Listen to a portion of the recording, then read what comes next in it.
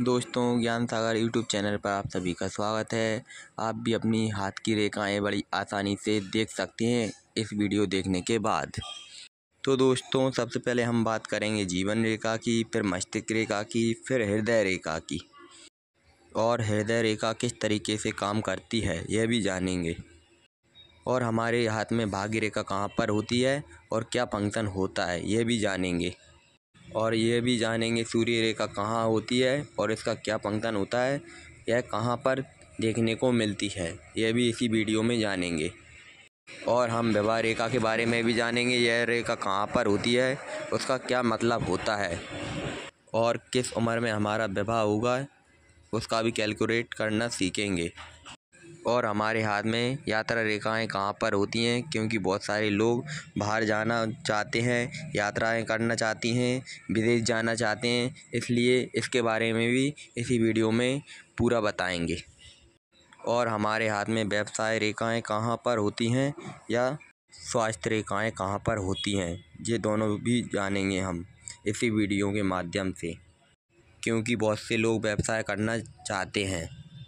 और ये भी जानेंगे हमारे हाथ में संतान रेखा कहाँ पर होती है, उसे कैसे चेक करते हैं। और हमारे हाथ में मंगल रेखाएं कहाँ पर होती हैं, यह किस तरीके से हमारे जीवन में काम करती हैं, ये भी जानेंगे इसी वीडियो में। और यह भी जानेंगे मणिबंध रेखाओं का क्या मतलब होता है, यह कहाँ पर होती हैं। और इनके अलावा हमारे हाथ में कुछ साइन होते हैं, इनके बारे में भी हम बात करेंगे इसी वीडियो में। तो दोस्तों, शुरू करते हैं हम हमारी वीडियो। सबसे पहले बात करेंगे हम जीवन रेखा की। जीवन रेखा निम्न के मंगल से कुछ इस प्रकार निकलती है और केतु पर्वत तक सर्कल बनाती हुई जाती है, जिसे हम जीवन रेखा बोलते हैं। अलग अलग हाथों में ये अलग अलग प्रकार की होती है। कुछ हाथों में ये बड़ा सा सर्कल बनाती हुई दिख सकती है, कुछ हाथों में ये छोटा सर्कल बनाती हुई दिख सकती है, कुछ हाथों में आपको यह अच्छा सा सर्कल बनाती हुई भी मिल सकती है। अगर अंत में यह दो मुखी हो जाती है तो यह बहुत अच्छी बात है। ऐसे लोग बुढ़ापे में अपना जीवन बहुत अच्छा सा व्यतीत करते हैं।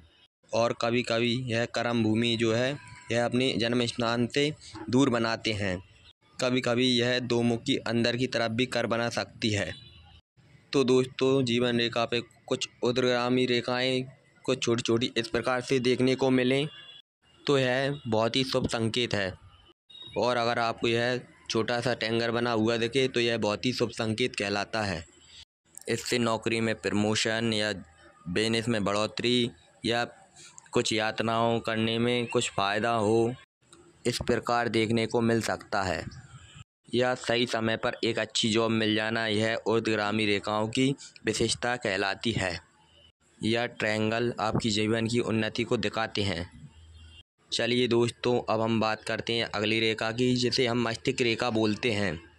मस्तिष्क रेखा आपको निम्न के मंगल पे कुछ इस तरह से जीवन रेखा से जुड़ी हुई चंद्र पर्वत की ओर जाती हुई मिलती है, जिसे हम मस्तिष्क रेखा बोलते हैं।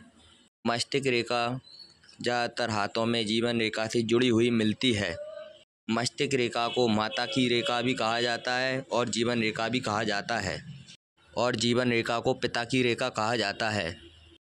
जीवन रेखा और मस्तिष्क रेखा दोनों इस तरह से जुड़ी हों तो वह अपने माता पिता के कल्चर को फॉलो करते हैं। ऐसे लोग काफ़ी संस्कारी होते हैं। यह रेखा अलग अलग हाथों में कुछ अलग अलग होती है। कुछ हाथों में यह आपको छोटी मिल सकती है, कुछ हाथों में यह बिल्कुल सीधी मिल सकती है। यह रेखा जितनी लंबी होगी वो इंसान उतना ज़्यादा इंटेलिजेंट होगा, उसकी मेमोरी उतनी ज़्यादा अच्छी होगी। और जीवन में कामयाब होने के लिए आपकी मेमोरी पावर ज़्यादा अच्छी होना बहुत ज़रूरी है। इसे इंटेलिजेंट लाइन बोला जाता है। यह रेखा काफ़ी अच्छी है और इस तरह से कर बनाए हुए जाती है और अंत में जाकर दो मुखी हो जाती है, तो बहुत ही अच्छी बात है। अगर यह रेखा चंद्र पर्वत की ओर झुकाव होती हुई दिखाई देती है तो ऐसे लोग बहुत ज़्यादा क्रिएटिव होते हैं। अपने काम को ऐसे लोग कुछ डिफरेंट तरीके से करना चाहते हैं। ऐसे लोग काफ़ी अच्छे एक्टर बन सकते हैं, इवेंट मैनेजमेंट कर सकते हैं। अगर जॉब भी करते हैं तो यह से लोग बहुत ही कामयाब हो जाते हैं। तो दोस्तों मस्तिष्क रेखा को थोड़ा और अच्छी तरीके से समझते हैं। तो दोस्तों मस्तिष्क रेखा जीवन रेखा से कुछ दूरी बनाकर चलती है, इस प्रकार से थोड़ा गैप बना के चलती हैं। तो यह गैप इंसान की स्वतंत्रता को दिखाता है। तो ऐसे लोग अपने निर्णय पर खुद काम करना पसंद करते हैं। ऐसे लोग अपनी खुद अलग से पहचान बनाने की कोशिश करते हैं। तो ऐसे लोग अपने जीवन में कामयाब तो बहुत होते हैं, लेकिन रिश्तों में कभी कभी पिछड़ जाते हैं। यह रेखा जितनी ज़्यादा दूर होगी जीवन रेखा से, यह लोग उतने ज़्यादा स्वतंत्र होंगे, यानी कि सेल्फ डिफेंड करने वाले होंगे, बाकी लोगों को इन्वॉल्व नहीं करेंगे। लेकिन ज़्यादातर यह रेखा जीवन रेखा के साथ ही मिलती है, लेकिन यह रेखा बहुत ही अच्छी मानी जाती है और अच्छे संस्कारों को फॉलो करते हैं। जैसे कि इसे पिता की रेखा भी बोलते हैं और माता की रेखा भी बोलते हैं।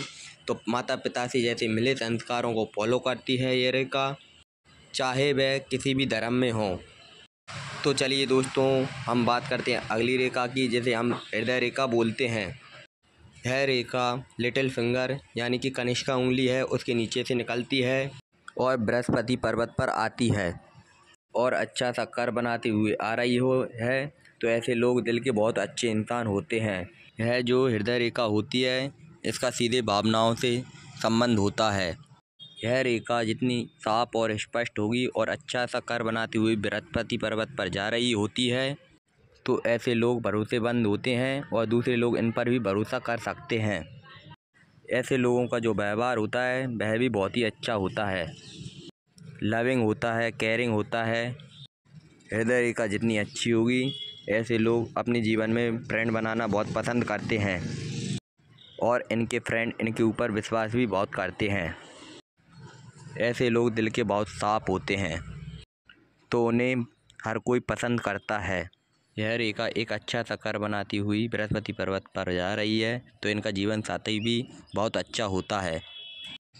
तो दोस्तों अगर हृदय रेखा इस तरह से निकलती है और शनि पर्वत की तरफ मुड़ जाती है, तो ऐसे लोग थोड़े मनी इंटेलिजेंट हो जाते हैं। वह ज़्यादातर अपना फोकस मनी के ऊपर किए रहते हैं, यानी कि रिश्तों में थोड़े स्वार्थी हो जाएंगे। वह जो भी काम करेंगे मनी से रिलेटिव काम करेंगे। लेकिन थोड़े समय के बाद एक छोटी सी रेखा बृहस्पति पर्वत की ओर जाने लगती है। जब ऐसे लोग अच्छा पैसा कमा लेते हैं, तो यह रेखा निकलती है, तो ऐसे लोग धर्म कर्म भी करने लगते हैं, क्योंकि हृदय रेखा जो है इस तरह से बृहस्पति पर्वत पर जाती है। तो ऐसे लोग ईश्वर में बहुत अच्छा विश्वास रखते हैं। और अगर इनमें से एक रेखा शनि पर्वत की ओर चली जाए, यह तो बहुत ही अच्छा संकेत होता है, क्योंकि यह एक तरीके से भी साइन बन गया है और हृदय रेखा आगे जाकर के दो मुखी हो गई, क्योंकि एक मुख शनि पर्वत की तरफ है और एक मुख बृहस्पति पर्वत की तरफ है। शनि जो है धन दिलाता है और बृहस्पति जो है पति पत्नी के संबंधों को बनाए रखता है। ऐसे लोग काफ़ी रोमांटिक होते हैं और अपने जीवन साथी के साथ अच्छे व्यवहार भी करते हैं। तो दोस्तों आपको जीवन रेखा, मस्तिष्क रेखा और हृदय रेखा सभी के हाथों में देखने को मिलेंगी। अगर आपका हाथ अच्छा है तो आपके हाथ की जीवन रेखा भी अच्छी होगी, मस्तिष्क रेखा भी अच्छी होगी और हृदय रेखा भी अच्छी ही होगी। अगर यह रेखाएं अच्छी हैं तो ऐसे लोग अपने जीवन में बहुत ज़्यादा उत्साहित रहते हैं और अपने जीवन में बहुत ज़्यादा कामयाब होते हैं, क्योंकि जीवन रेखा जीवन का उत्साह बता रही है और मस्तिष्क रेखा आपके जीवन में इंटेलिजेंट बता रही है और हृदय रेखा जो है आपके व्यवहार को दिखाती है। और यह जीवन में सारी चीज़ें मिल जाएंगी, तो ऐसे लोग अपने जीवन में बहुत ज़्यादा कामयाब होते हैं। और ज़्यादातर सबके हाथों में ये तीनों रेखाएं तो होती ही हैं। चलिए दोस्तों अब बात करते हैं हम अगली रेखा की, जिसे हम बोलते हैं भाग्य रेखा। भाग्य रेखा आपको हाथ के बिल्कुल सेंटर में मिलेंगी। यह रेखा शनि पर्वत से या फिर केतु पर्वत से निकलती हुई शनि पर्वत की ओर जाती हैं, जिसे हम भाग्य रेखा कहते हैं। यह रेखा राहु के क्षेत्र को क्रॉस करती है। अलग अलग हाथों में यह अलग अलग प्रकार की होती हैं। कुछ हाथों में यह साफ और स्पष्ट होती है, तो ऐसे लोग काफ़ी भाग्यशाली होते हैं, क्योंकि ऐसे लोग अपने जीवन में कुछ ऐसा काम ज़रूर करते हैं जिससे वह धनवान बनते हैं, क्योंकि इसे धन की रेखा भी बोला जाता है और शनि की रेखा भी बोला जाता है। ज़्यादातर यह निकलेगी तो मस्तिष्क रेखा पर आकर रुक जाती है और कभी कभी यह निकलती है तो यह हृदय रेखा पर आकर रुक जाती है। अगर यह रेखा कहीं पर आकर रुक जाती है, मान लीजिए यह रेखा मस्तिष्क रेखा पर आकर रुक जाती है, तो ऐसे में भाग्य अपना कुछ समय तक साथ देता है और उसके बाद वहीं पर उसी स्थिति में रुक जाता है और उसी स्थिति से चलता रहता है। लेकिन बाद में देखा गया है उनकी रेखाएं कुछ समय के बाद बननी भी शुरू हो जाती हैं।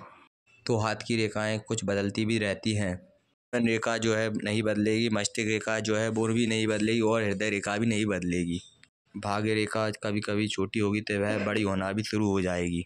समय के अनुसार कुछ रेखाएं जो हैं बनती हैं समय के अनुसार, लेकिन यह रेखा साफ है और स्पष्ट है तो ऐसे लोग बहुत ज़्यादा धनवान होते हैं और बहुत से हाथों में मिलती भी है यह रेखा।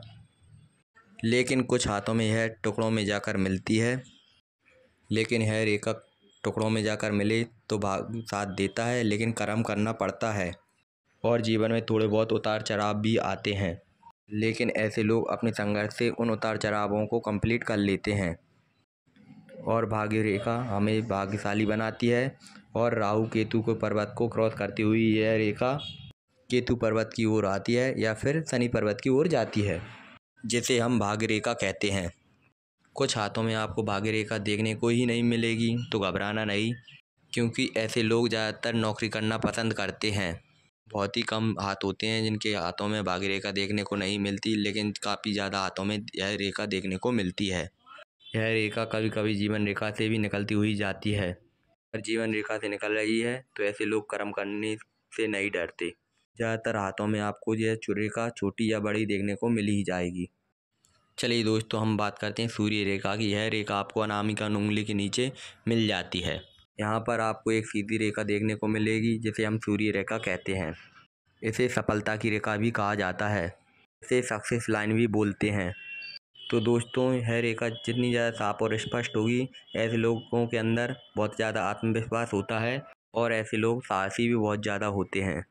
जीवन में रिस्क लेकर ऐसे लोग काफ़ी ज़्यादा कामयाब होते हैं। अगर यह रेखा साफ और स्पष्ट होती है तो ऐसे लोगों की स्पष्टि भी बहुत ज़्यादा होती है। काफ़ी जगहों पर इसे लक लाइन भी बोला जाता है। तो दोस्तों, सूर्य रेखा आपकी लंबी है, साफ है, स्पष्ट है, तो ऐसे लोग गवर्नमेंट जॉब करना पसंद करते हैं और गवर्नमेंट जॉब होगी अगर लंबी रेखा है तो। अगर ऐसे लोग व्यापार करते हैं तो गवर्नमेंट जॉब सेक्टर के साथ व्यापार करना चाहिए। गवर्नमेंट सेक्टर के साथ भी व्यापार नहीं करते तो यह रेखा आपको फेम दिलाएगी, यानी कि आप अपने व्यापार में एक अच्छे मुकाम तक पहुंचेंगे और आपको के नाम से भी जानेंगे।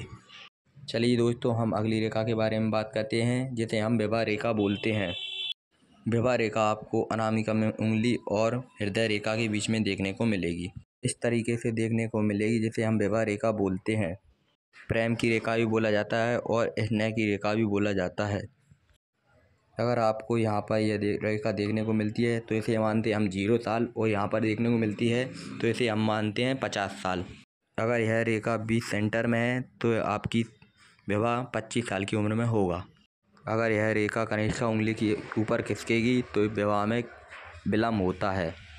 तो दोस्तों, कुछ हाथों में 2 रेखाएं देखने को मिलती हैं। एक रेखा छोटी हो सकती है और एक बड़ी। तो छोटी रेखा का मतलब होता है कि आपका किसी के साथ प्रेम हो जाए और ब्रेकअप भी हो सकता है, और कभी कभी कई सालों तक आपका प्रेम संबंध चले।